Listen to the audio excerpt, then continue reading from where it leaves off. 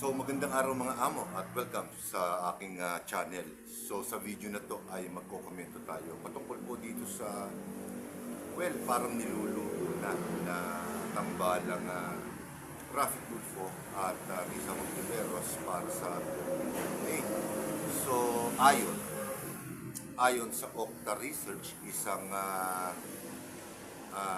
kumpanya na kung saan ay nagsosurvey, isang surveying firm. Tama ba yung ano? Lagi nagpapalabas sila ng survey sa mga mainstream media na kung saan ay ayon sa kanilang numero na naman ay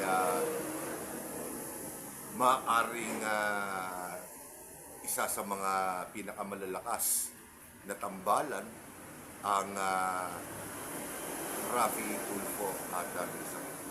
Well, syempre, kaya ako naman sinabi na niluluto dahil kung mapapansin ninyo, kapag ang administrasyon ang tinatanong patungkol sa ganyan sa 2028 national election ay palagian ang kanilang bukang bibig ay malayo pa ang 2028 national election. Pero ito ang Okta Research na kung saan ito ay isang pribadong kumpanya at syempre nagtatrabaho lamang yan kapag may mga taong nagpipinance o nagkukomisyon para gumawa ng survey sa labas o sa tao kung sa tingin nila sino ba ang lamado sa kanilang panlasa kung ang pag-uusapan ng eleksyon. At yun nga po ang national election. So, ano ba ang masasabi natin patungkol po dito sa tambalan Rafi Tulfo at Risa Hontiveros? Well, sa akin, masasabi ko naman, no, hindi na kasama yung sinasabi nilang surveys nila. Yung kanilang nalalabas na survey. Pero kung tambalan ng pag-uusapan, tingin ko magandang kombinasyon ang Rafi Tulfo at Risa Hontiveros. Pero syempre ang pag-uusapan ay kung winnable ba ang tambalan ito.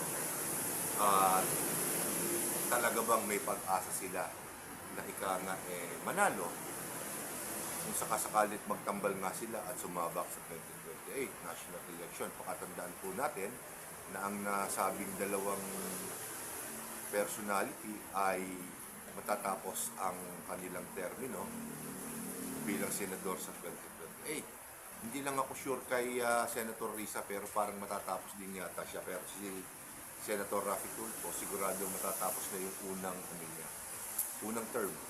Ika nga kasi dalawang term pwedeng tumakbo na magkasunod ang isang kandidato sa pagkasenador. So, kung sakasakali, meron pa siyang isang pagkakataon para makatakbo ulit bilang senador. Pero, siyempre, kung aambisyonin naman niya ang national post, o ibig sabihin, either presidente o vice president, ay siyempre, isusugal niya yung pagkakataon niya na maupo uli bilang senador. Dahil alam naman natin na maraming following si Senador Rafi Tulfo, around 20 million yata sa YouTube. At si Senador Risa Hontiveros naman, nagulat lang ako dahil papaano lumabas sa Okta Research nila yung numero na kung saan ay nagbibigay ng magandang numero si Senador Risa Hontiveros. Pero magkaganon man, syempre, ang pokomentuhan natin dito ay kung winnable ba sila. Umpisahan natin kay Senador Rafi Tulfo. Well, no doubt na sikat si Senador Rafi Tulfo. Lalong-lalo na yung kanyang programa sa telebisyon na kung saan binabansagan siyang walang ibang magandang issue o magandang ipinalalabas sa kanilang bilan, hindi nag-aaway ng mag-asawa at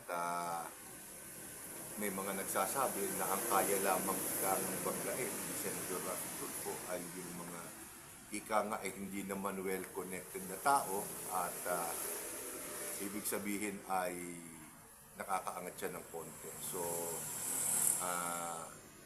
hanggang ganun lang daw siya at hindi niya kayang bumuga talaga ng sagad sa mga malalaking tao. Well, pagdating doon, syempre, sino ba naman tayo para husgan siya? Pero yun nabanggit ko lamang dahil may mga tao rin na nagbabanggit. Pero kung pagdating naman sa accomplishment, syempre, pagtatakbo ka, hindi na nga natin pinag-uusapan kung sino sa kanilang dalawa yung kakandidatong presidente at vice-presidente. Pero let's assume na presidente pareho yung kinakandidatuhan nila.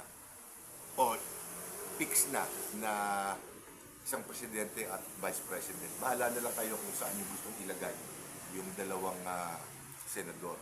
Pero pagdating kay Senator Rafi Tulfo, siguro nga, dahil sa mga surveys din naman, bukod sa Okta Research, may mga tao din naman na nagkukomisyon yan, mga pribadong individual, at lumalabas nga naman sa kanilang mga survey na bukod kay BP Sara Duterte na consistent na nasa number 1, si Senador Rafi Tulfo naman ay nasa malayong number 2, ika nga. So medyo malayo ang distansya ni BP Sara kumpara kay Senador Rafi Tulfo.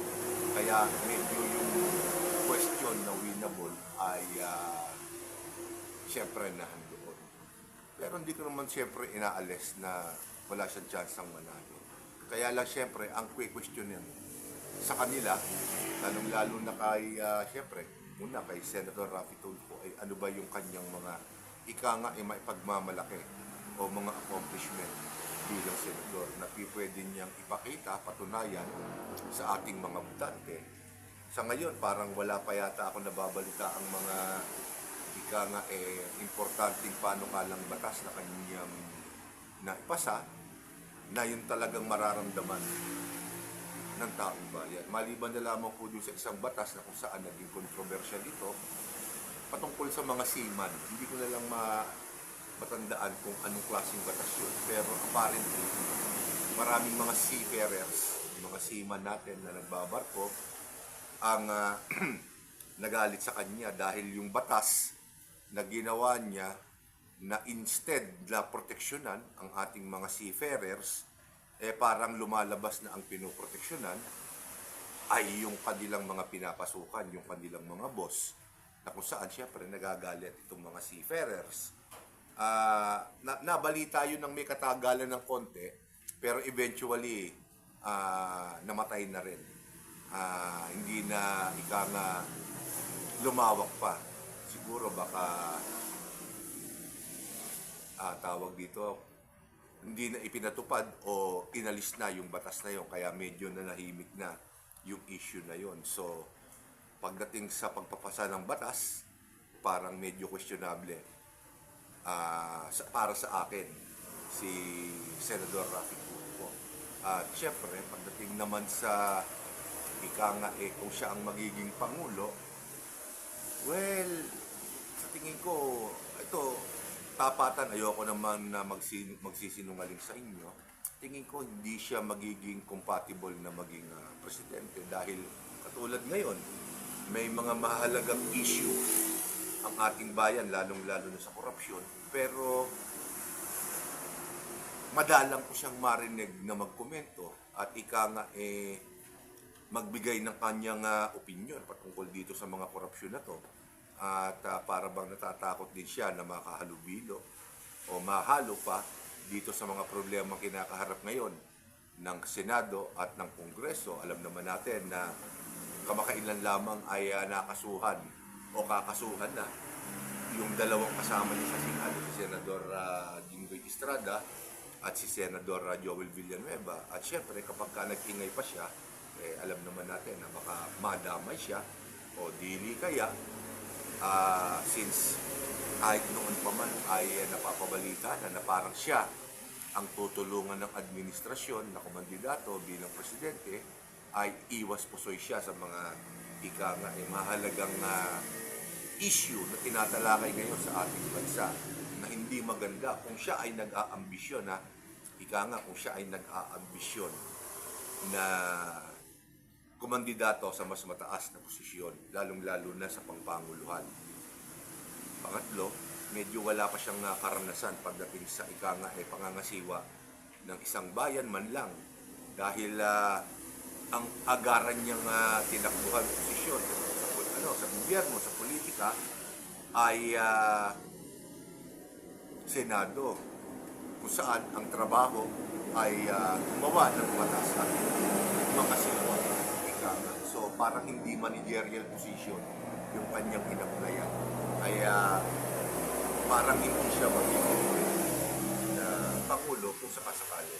Kaya kung darating man yung 2028 national election at ika nga talagang sino siya na kandidato, mukhang hindi ko siya ma-recommenda. Siyempre, kailangan maging totoo rin ako sa aking sarili. Hanggang sa ngayon, wala pa siyang magandang ika nga accomplishment na pwedeng ipagmayabang sa ating mga amo, lalo-lalo na sa akin. So, ayun, pagdating kay Senador Rafi Tulfo, medyo doubtful ako na manalo siya. Ngayon, lumipat naman tayo kay Senador Rizal. Hindi na mahirap kung ano ang ikukomento ko kay Senador Rizal. Maraming tao ang galit sa kanya. Lalong-lalo na ang mga Duterte. At lalong-lalo na siyempre hindi lang ng mga Duterte. Kung hindi, halos sa karamihan sa masang Pilipino ay nagagalit sa kanya at nagmumula patungkol na po dito sa kanyang mga ginawang amendments o insertion sa taunang budget ng Pilipinas. At inilihim pa niya yun. Pero siyempre, may mga resibo, ika nga, na nagpapatunay na meron siyang amendments o insertion na ginawa sa taunang budget. Na siyempre, nagkaroon ng bahid sa kanyang imahe bilang isang politiko. No doubt na matapang si Senador Risa Hontiveros. Wala siyang takot kahit sino babanggain niya. Pero ang makwi-question ngayon sa kanya, siyempre, yung kanyang ika nga katapatan at integridad bilang isang lingkod publiko. Ikalawa, hindi ko nakikita na susuportahan siya ng malaking bulto ng mamamayang Pilipino. Pero siyempre, alam naman natin na ang numero uno niya supporter ay ang mga makakaliwang grupo o yung tinatawag na Makabayan Black. Diyan siguro i-endorse siya ng mga yan. Pero siyempre, maliit na bilang lamang yun. At ang kinakailangan niya kumbinsin kung nais niya talaga na kumandidato sa pangpanguluhan o sa vice presidente ay ang malaking bulto ng mga yan. Kung accomplishments naman, siguro meron naman konti siguro. Pero siyempre, yung bang mga accomplishment na yan ay katulad nung kay Sir Rafi, kay Senador Rafi Tulfo, malapit na sa sikmura ng mga mamamayan. Siyempre, kapag kayan, yung mga panukalang batas na yan ay malapit sa sikmura ng taong bayan, madaling-madali kang matatandaan. Pero kung ika nga ang iyong mga panukalang batas ay nalalambungan ng korupsyon, katulad nung minsan na nagkaroon ng ika nga cross-examination si dating Senador Cynthia Villar sa kanya patungkol dito sa mga pabahay ng gobyerno, ay medyo nabara siya ng konti doon at parang hirap na hirap siyang ipaliwanag yung kanyang posisyon. Dahil ang ipinagtatanggol niya yata ay yung proyekto ng NHA o ng National Housing Authority. At alam naman natin na nadiskubre natin na nais niya na puro ika nga parang condominium style yung kanyang ipatatayo, which is parang tinututulan ni dating Senador Cynthia Villar. Bakit yun? Hindi naman magiging pagmamay-ari ng mga tao yun. Samantalang kung lupa, di ba, lupa pa lang, mapapakinabangan na kagad, pwede na kagad tayuan ng bahay kahit simple. Bahay lang muna, magagamit na kagad ng ika nga ng mga mag-aabil sa NHA. So, hanapin nyo na lang yung video na yun. Alam ko nai-upload ko yung video na yun. Hanapin nyo na lang sa baba, ika nga. Pero syempre, kung yung mga ganong senaryo ang matatandaan, ay Senador Risa Hontiveros, medyo maliit. Medyo maliit ang chance niya na manalo. At parang kaduda-duda rin yung ginawang survey ng Okta Research na ika nga isang puwersa na maaaring lumaban sa pangpanguluhan at ikalawang pangulo, si Senador Risa Hontiveros. Kaya itong Okta Research nito, malamang kinapitalan ito ng malapit sa mga Tulfo at kay Risa Hontiveros, pero malamang administrasyon ito. At ako sa tingin ko lang, sa tingin ko lang, kumbaga ito ay isa sa mga paraan para ika nga may mapag-usapang iba ang mga Pilipino, dahil syempre mainit ngayon tayong lahat dito sa mga anomalya at korupsyon sa ating gobyerno. So parang naghahanap sila ng pwedeng pag-usapan ng mamamayan, ng mga amo natin, at malihis ang atensyon nila dito sa mga korupsyon na nagaganap. So pwede ko rin isipin yun. Pero kung ito ang ating talagang bibigyan, kung ito ang kukomentuhan natin ng puro, sa nakikita ko, malabo ang tsansa na manalo silang dalawa kung si Sara Duterte ang makakalaban, dahil alam naman po natin na sa halos lahat ng mga surveys na lumalabas ngayon at ibinabalita sa mainstream media, palagian po siyang number 1. At kung may sumunod man sa kanya, napakalayo ng distansya. So hindi ako nagtataka ngayon kung bakit lahat ng pamamaraan ay ginagawa ng kanyang mga kritiko at yung may ayaw sa kanya para hindi siya makatakbo sa 2028 national election. Kung hindi naman siya makakatakbo sa 2028 national election, doon masasabi ko, may tsansa si Senador Tulfo at Senador Risa Hontiveros. May tsansa, hindi ko sinasabing mananalo sure ball, dahil syempre, merong lalaban sa kanila kung silang dalawa ang magkakampanan. So, dito ko na muna tatapusin ng video na to, at sa susunod ko pa pong mga video ay ibang paksa naman po ang aking tatalakayin. So maraming salamat po sa inyong lahat at magandang araw po sa inyo.